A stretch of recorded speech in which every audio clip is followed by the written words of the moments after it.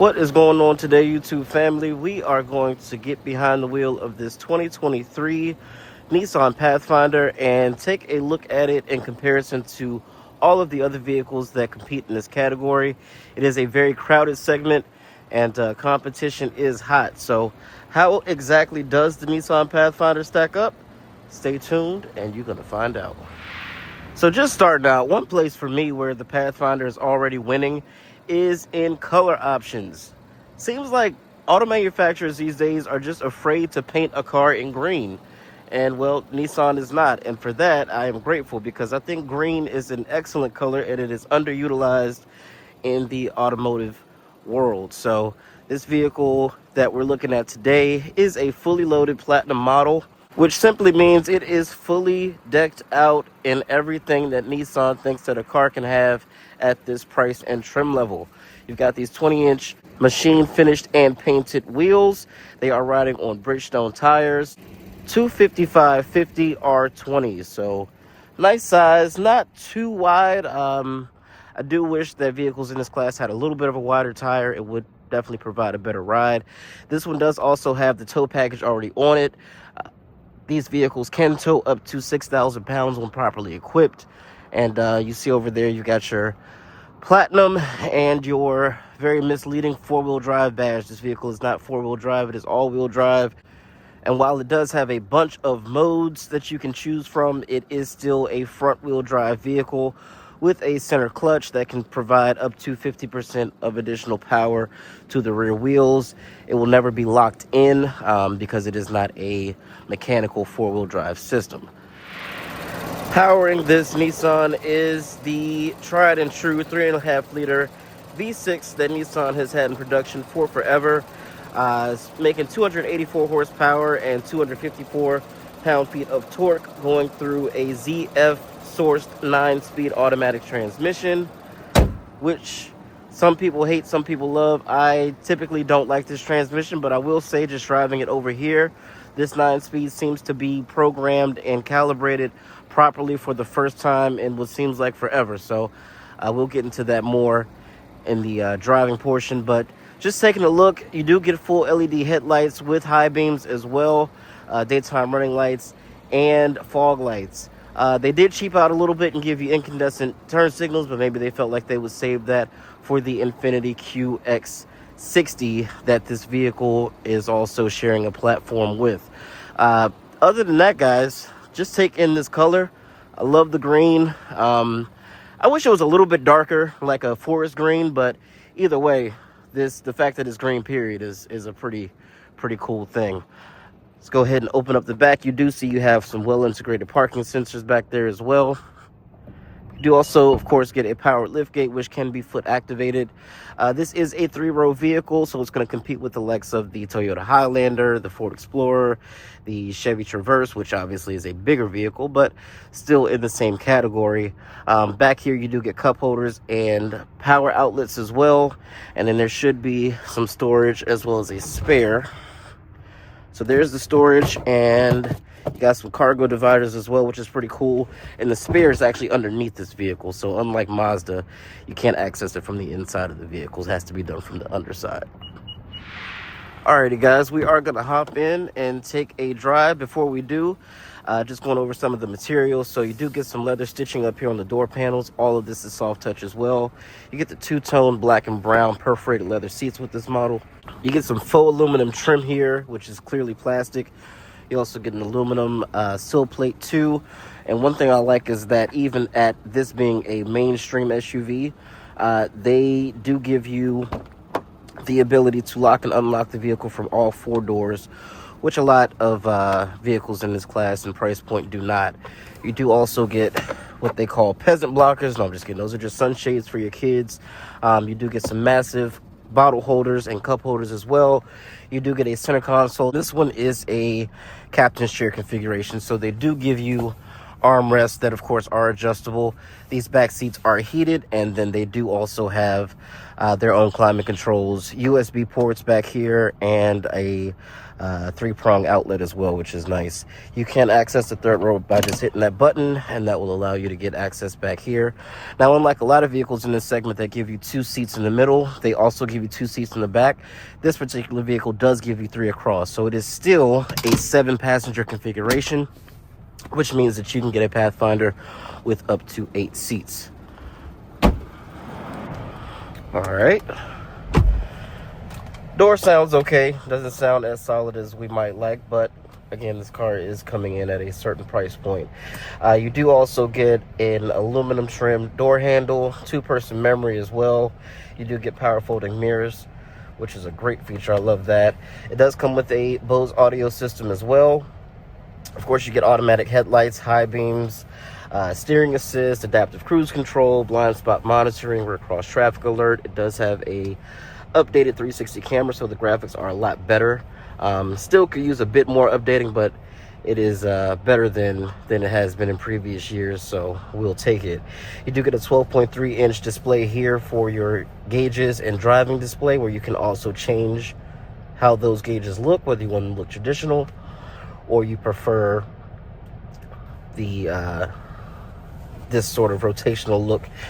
I like both. I kind of prefer this one, I think, but we'll look at both when we get into the driving. One thing I wasn't expecting at this particular level of vehicle is a power tilt and telescoping steering wheel that also goes to memory as well, so that's nice. The entire dash is going to be soft touch plastic, and then you have some more of that leather stitching throughout.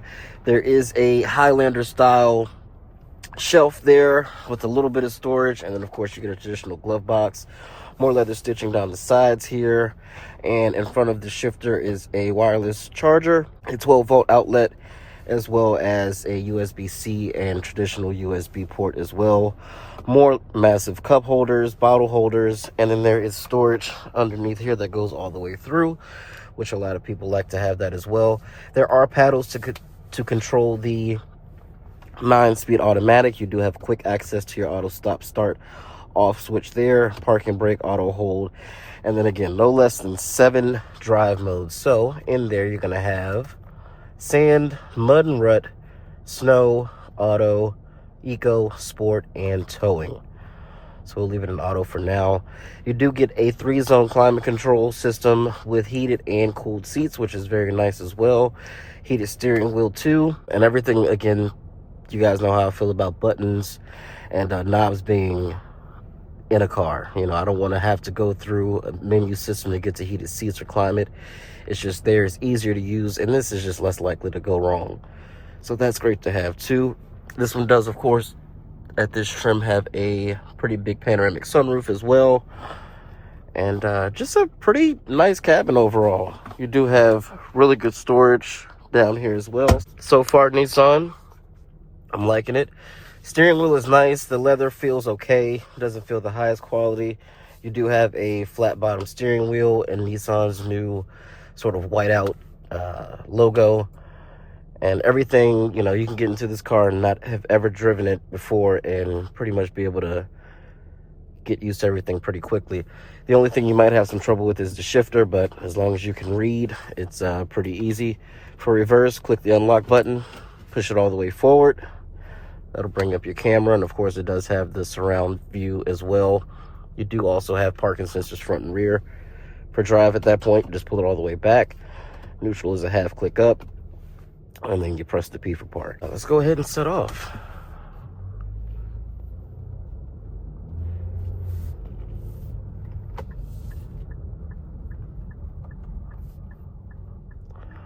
One thing I wish Nissan would work on is the fact that their camera only works under 4 miles an hour. And that is really annoying.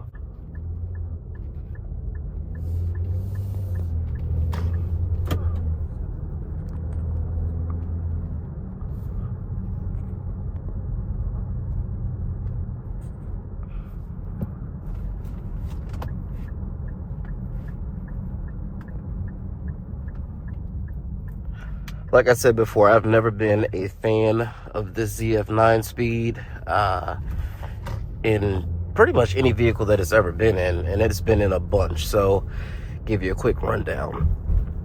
It started out its life in the Range Rover Evoque, then made its way over to Acura. Of course, FCA had it in a bunch of cars. The Pacifica still uses the same transmission. The Chrysler 200, the Jeep Renegade, the Jeep Compass. It's everywhere. And never was a fan of it in any of those vehicles. I'm not a fan of it in this car either, but it is a lot smoother. The transitions between gears are a lot better. Still very laggy going from drive to reverse, or from park to reverse or to drive. It takes longer than most other automatic transmissions to actually engage the gear that you select. And the paddle shifters are just suggestion buttons. They will go to the gear that you select, but again, there is a significant delay in between that. You pressing it and it actually getting into that gear. It does rev match on downshifts, but again, it's just very slow to do any of these things.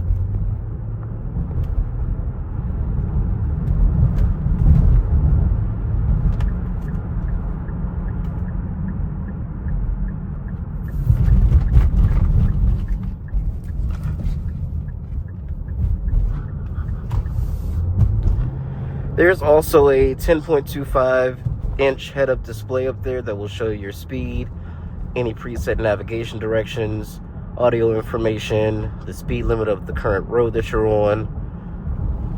So that's very useful as well. So as far as features are concerned, I think the Nissan, especially in this trim, the Platinum, has a very, very good list of standard and available features. And that 6,000 pound max tow rating is also one of the best in class as well. So it's got some good stuff going for it. Let's just see how this transmission performs on the highway. Go ahead and switch it over to sport, see what that does. Say very laggy downshifts.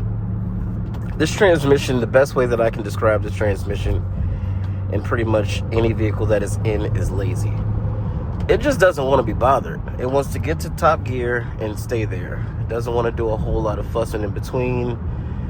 And even though it's been in some vehicles that have sporting pretensions, it is not a sporty driving transmission by any means.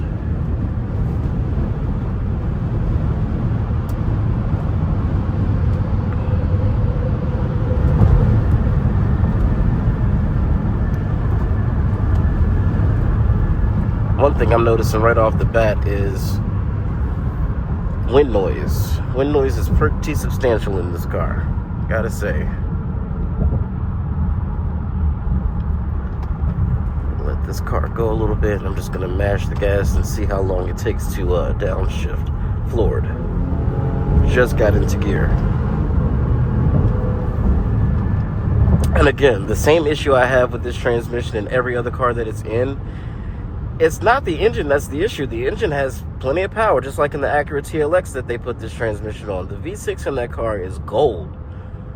But the laggy nature of this transmission is just, it's almost unsafe. You know, if you're trying to get out in the traffic and you're trying to time it perfectly to get out in front of a, you know, quicker moving traffic, and you don't really have a choice, maybe there's a short merge area, something like that,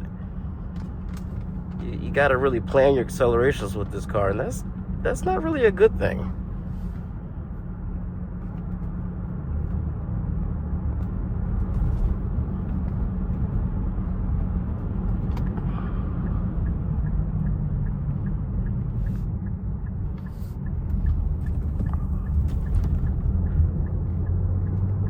I will say it does make up a little bit for its lack of transmission engagement with handling.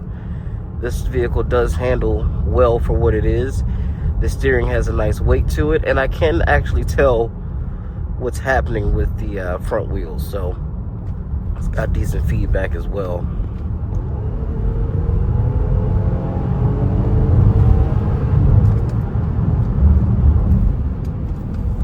Yeah, this transmission makes this car feel like it has less horsepower than it actually does. And that's, to me, that's just not even fair.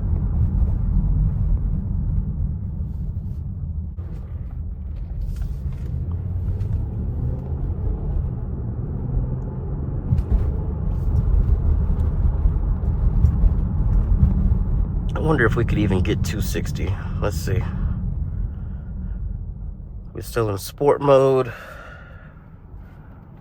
Brake torque it a little bit and see what we get here.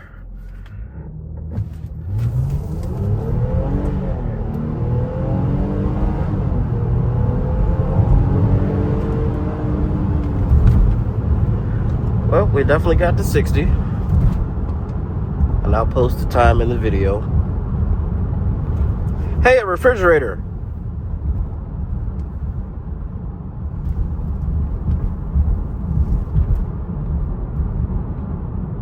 The fact that even Tesla owners roast the Cybertruck is pretty funny to me.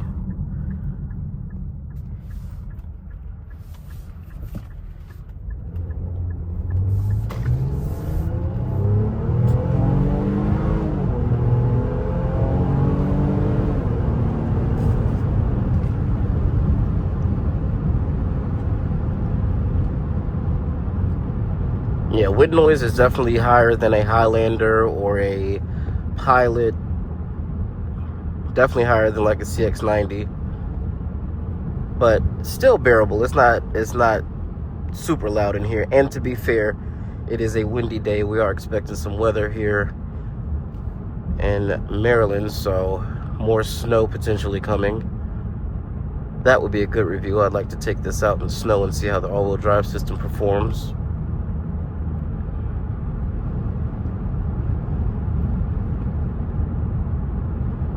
As you see, it does have embedded GPS as well, but most people will ignore the fact that it does and use the Apple CarPlay or Android Auto that does come standard with these vehicles as well.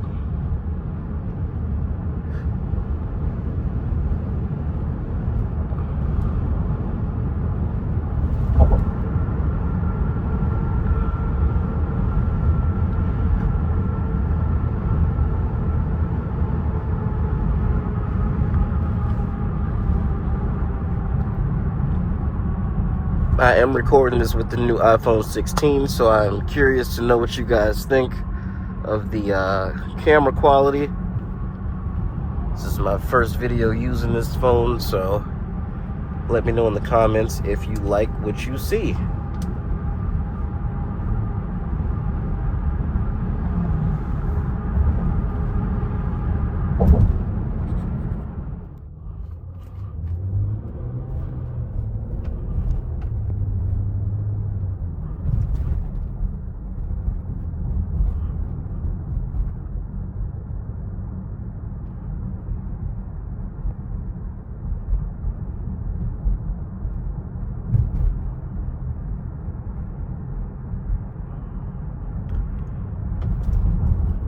This is the new Enclave in front of me, and the only angle that this car is attractive from is behind.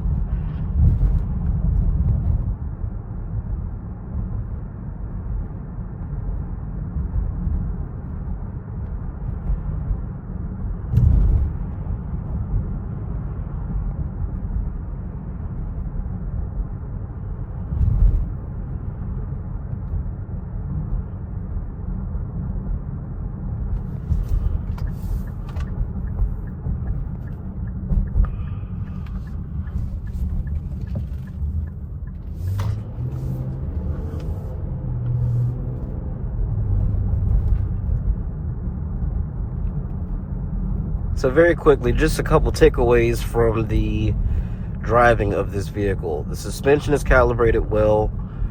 You know, you hit a bump, you know you hit a bump, but it's not uncomfortable, it's not jarring. The steering on this car is great. I actually really enjoy the steering feel of this vehicle. It's up there pretty high for me.